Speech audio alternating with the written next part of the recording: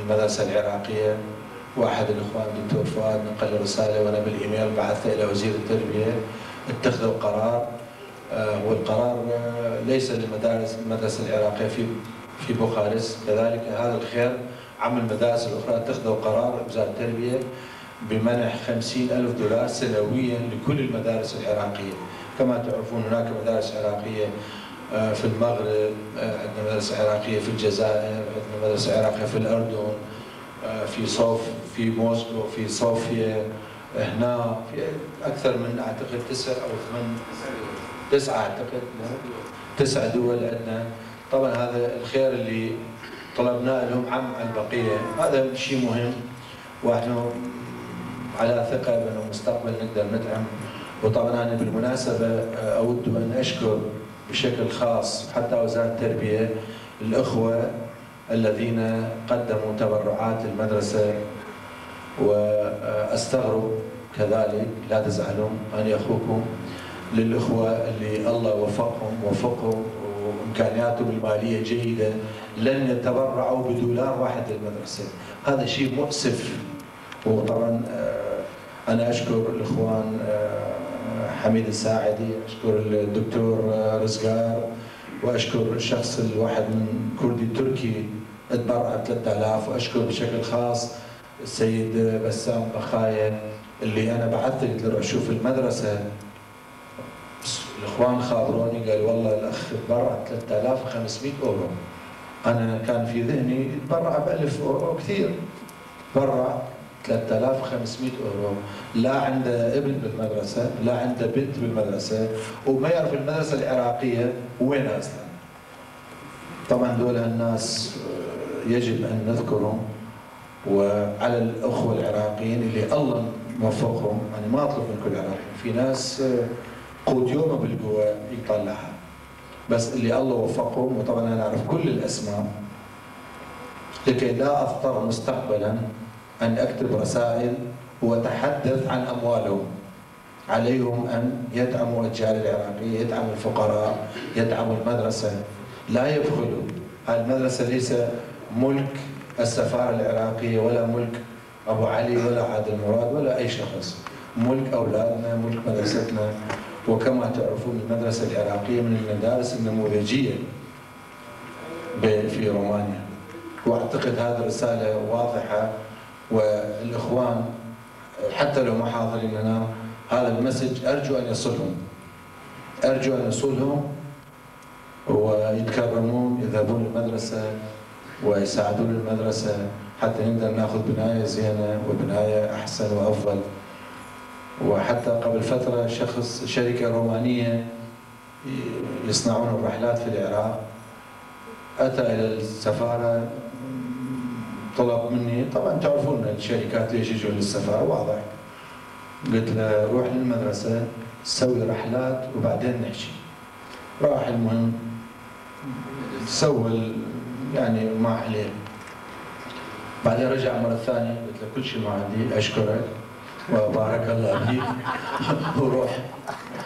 طبعا تعرفون يعني لان متعودين النظام السابق السفارات مع الاسف الشديد تحول الى صفقات تجاريه، ويصورون سفراء النظام الجديد كالسابق ما يدرون عينهم مدروسه وما يحتاجون.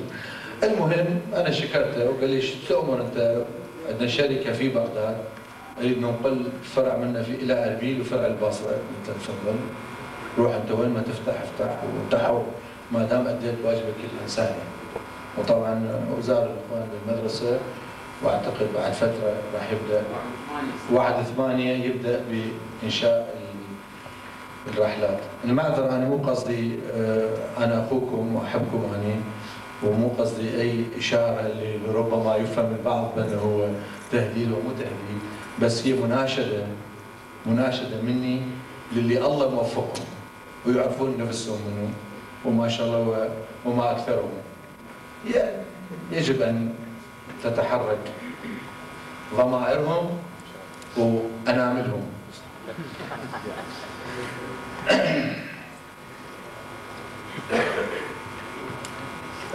ما اريد اطول عليكم بجوز هاي الاشياء البسيطه لربما مساله نقطه مهمه ما يجري في الوطن حاليا مثل ما انا حكيت.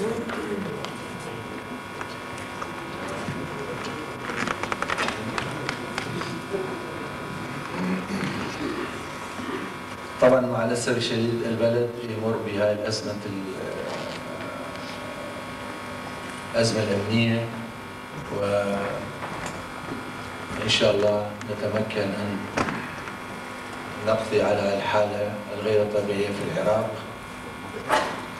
بوسائل مختلفه. طبعا بوسائل سلميه هي الوسيله المفضله، وكثير من العراقيين المتحمسين ينتقدون الحكومه كثير. حتى قبل كم يوم مقابلات كان في فيحاء انا شفتها عراقيين بالشارع، يا اخي حكومه تعبانه، حكومه ليش هذول الارهابيين ما اثناء الاعتقال اعدموهم او اثناء الاعتقال؟ هذا لا يجوز. صدام حسين راس النظام، راس البلاوي في العراق في العالم وفي الشرق الاوسط، الان يتم تحضير ملفاته من اجل محاكمه عادله وينال جزاء، وكذلك يحق له الاستدعاء المحامين والتحقيق معه وكل الآخرين الذين ارتكبوا أخطاء في الماضي، والذي تثبت براءته يذهب إلى بيته. وكما تعرفون هناك الآن العشرات والمئات والآلاف من الناس الذين عملوا في الاستخبارات العسكرية أو المخابرات، وحتى بعض الناس اللي قتلوا هم أحرار قاعدين في بيوتهم ما لم يشتركوا بالإرهاب الجديد.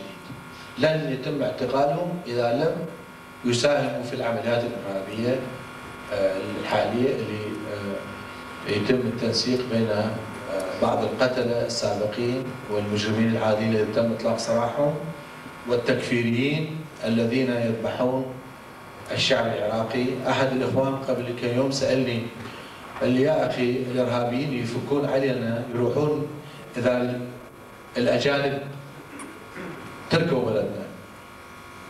جواب بسيط اعطيته، قلت له 145,000 بريء ومعظمهم النساء والاطفال قتلوا في الجزائر ولم يكن هناك اي جندي امريكي او ولا جندي فرنسي.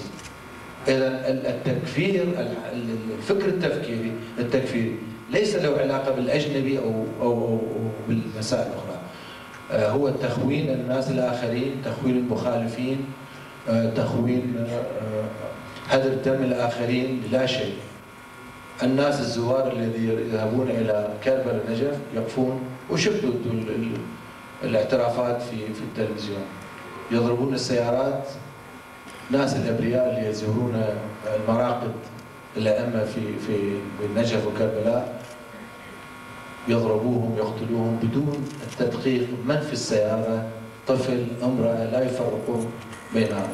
اذا هؤلاء هم نمط جديد على العراقيين، وانا متاكد ان العراقيين يوم بعد يوم باعتبار هناك سيل من المعلومات تصل الى المؤسسات الامنيه من اجل القاء القبض على هؤلاء. وكما تعرفون تم القاء القبض لحد الان في العمليات الاخيره اكثر من 1300 1400 واحد، والعمليات مستمره، ولن عند اي مداهمه لا يقتل اي شخص حتى لو كان اثناء اطلاق الرصاص، يتم محاكمته وينال جزاء العادل. رغم كل شفتوا انتم بعينكم الاعترافات